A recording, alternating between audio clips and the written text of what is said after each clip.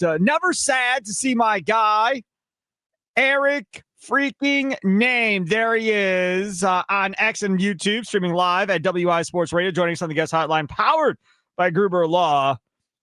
I guess my first thing, Eric Nehm, is when he was hurt originally, and then Doc decided to put him back in, were you as puzzled by such thing as others were watching, or no?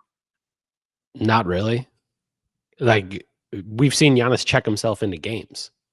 I don't know. Like, we've seen him play through stuff. If you watch Giannis, there are no less than 5 times a game where he takes a hard fall, gets his shoulder ripped out of socket, has his legs tangled up, and you think, well, no one could recover from that. And he just pops up and he keeps playing. So no, I wasn't particularly shocked that Giannis kept playing. Like, if he says he's okay, I don't think you have a whole lot more to do as a coach. Like, it's kind of what Giannis does, right? Like, he plays through stuff. So obviously it's unfortunate the way that it ended up. But no, I wasn't particularly shocked that, Doc said, I asked him and he said he's okay. And I asked him again, he said he's okay. And this is what ended up happening. It's unfortunate, obviously, but no, I wasn't particularly surprised. So, and this is where I have issue with Matt LaFleur.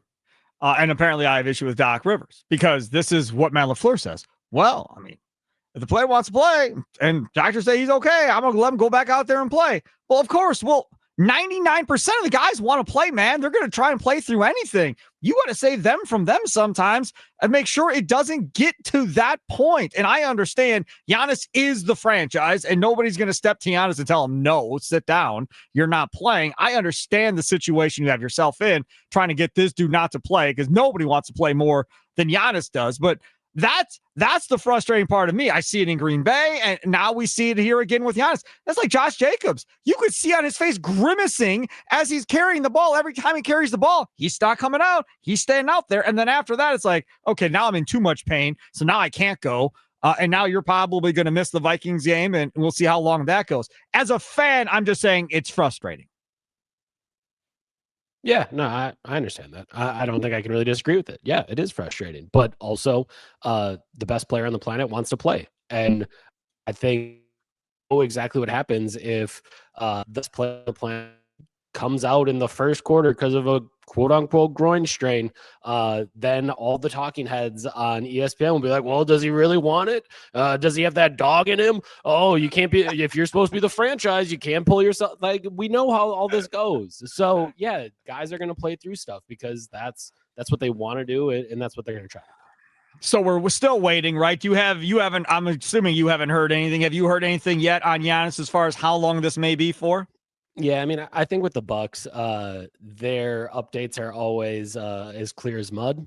Anytime there's any sort of injury update, like that's just not something that they've done historically, like to give like very clear timelines. And maybe it'll be different in this scenario, but I also think with Giannis's ability to recover from things, I think it's really hard to put together a timeline, right? Like, I think there's been a lot of times over, the last 10 years covering him where you're like, oh, well, he's for sure going to be out for this game and this game and this game. And then all of a sudden he's upgraded to questionable. Oh, but he's going to play. And that's just like kind of what he does. So I think that's where it kind of gets into a tough situation. I would say the vibe from the locker room last night, the vibe from Doc Rivers was it's a situation where they're expecting him to miss a couple games. Like, I don't think it's, like months and months and months, but I do think like in that locker room, it felt like, yeah, probably a couple weeks and we'll see. Right. Like with Giannis, you never truly know. Because in the same way that in game, he can say, I'll play through it. Right. Sometimes 2 days later, he's just good and you don't really know. So, as far as deadlines go and stuff like that, the Bucks have an off day today. They get back on the practice floor tomorrow. The first injury report that they would have to submit for a game would be tomorrow for Thursday's game. So knowing the Bucks, they will probably take their time on that.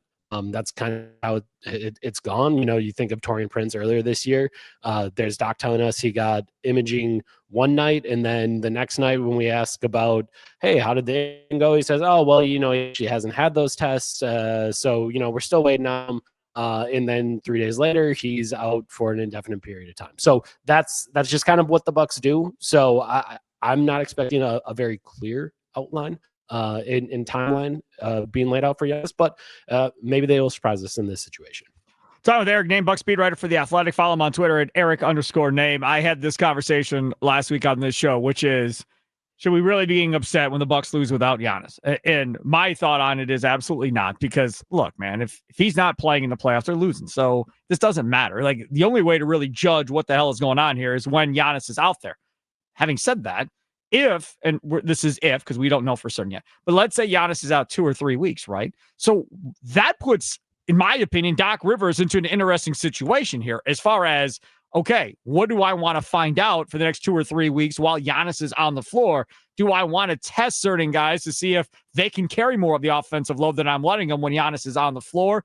Do you work on different things from an offensive standpoint with Giannis, without Giannis on the floor? I mean, defensively, they're stuck. There's not much they can do defensively without Giannis. But I think offensively, I think that's my biggest question. Rollins has played well when Giannis has missed to this point. So maybe you go back to that well again. What are your thoughts as far as how they approach this without Giannis?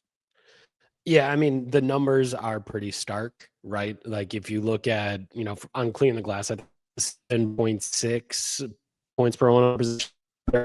Opponents is off the floor. They're getting out 12.8 possessions. That's like a 20-point difference per 100. It's not good. That's good. Like a very good team to a very, very bad team. So I don't. I agree with you that I don't think it necessarily matters. Can this team win without Giannis? Well, it wasn't built to win without Giannis. Like, it was built to win with Giannis. So I think that part isn't huge to me. To me, I wonder, last night I had mentioned it to Doc Rivers in the postgame. AJ Green has 4 assists last night.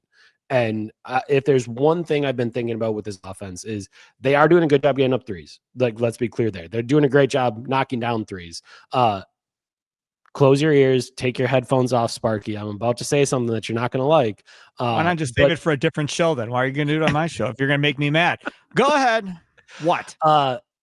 You play the variance game. You shoot even more threes. You lean into that. You try to get your 3-point shooters. Like, the only chance you have to have a good offense is a hot 3-point shooting night, because you don't have the creators without Giannis to just get in there, get into the paint and try to make those plays happen. Like, Kyle Kuzma cannot be Giannis. That cannot be your blueprint. So you have to find a different blueprint. You have to figure out ways to leverage the things that you actually are good at. And the thing that they are undeniably good at is shooting threes. So to me, that's the way I lean. And how I lean into that is, it doesn't necessarily have to be, AJ Green shooting threes, but run more sets for him. Run him off of more screens. Make the defense pay attention to him. If there's one way I know that the Bucks can draw a second defender, it is throwing the ball to AJ Green behind the 3-point line. We've seen that the entire season. Teams pay attention to that guy. So how do you leverage these things? Because I think a Ryan Rollins-led offense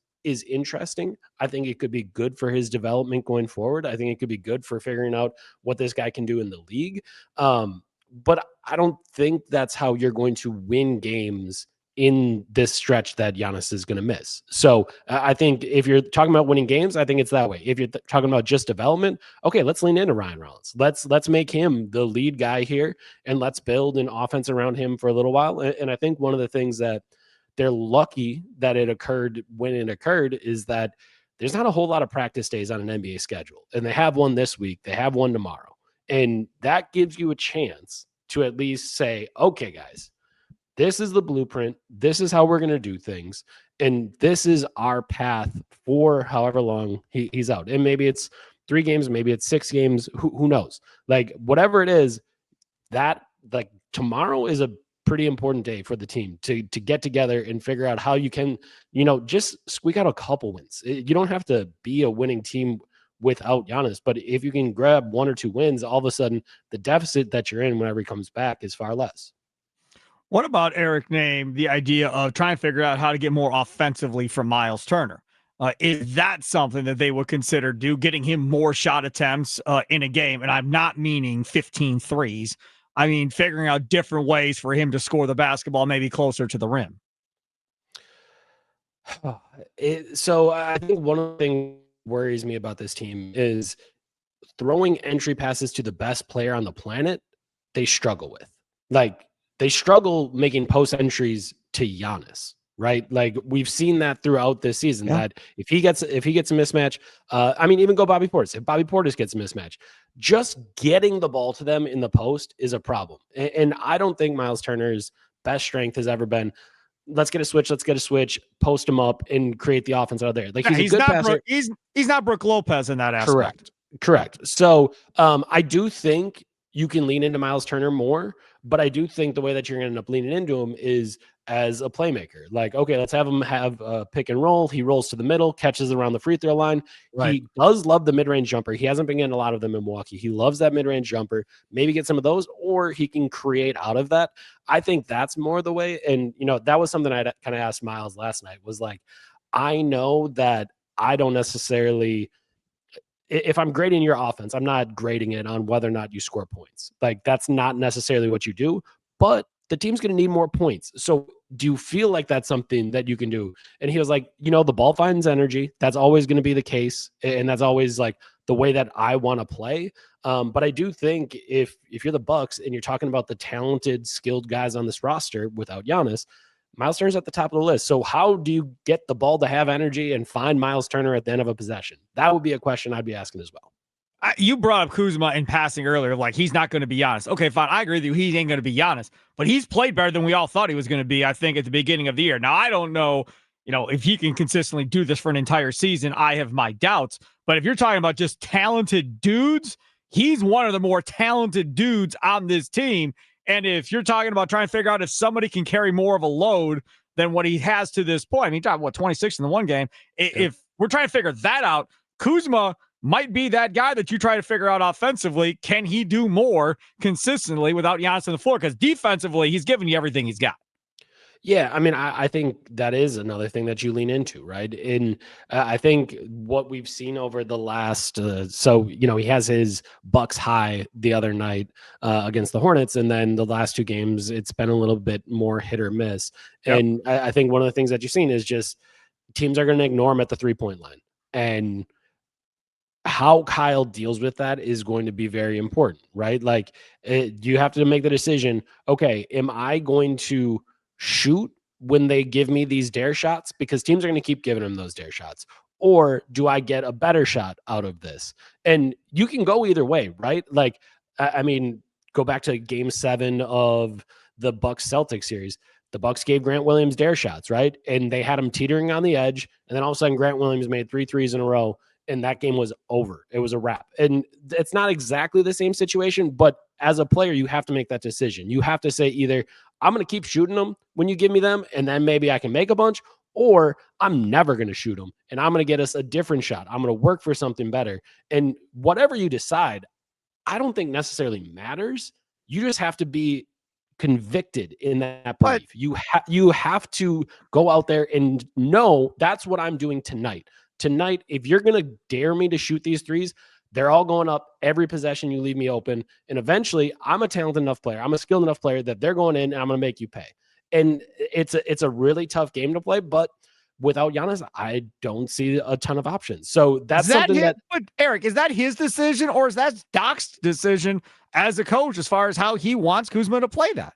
Yeah, I mean, Doc made it pretty clear the other night against the Lakers that he wants Kyle to be a screener and he wants him to be a cutter in those situations. And he just thought that Kyle was too tired against the Lakers. And obviously he thought the whole team was too tired against the Lakers in that second night of the back-to-back, their 5th in 7 days or whatever it was. But they're pretty clear, like, be a screener, be a cutter. We don't necessarily need you standing in the corner. And without Giannis, there will be more on-ball creation needed. And Kyle's a guy that has done it in the past, and they'll see if they can do it again this year.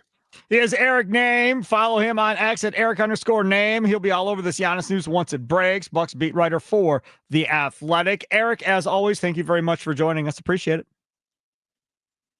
Of course. Take care. There he is. Eric Nehm joining us on the guest hotline, powered by Gruber Law. One call. That's all.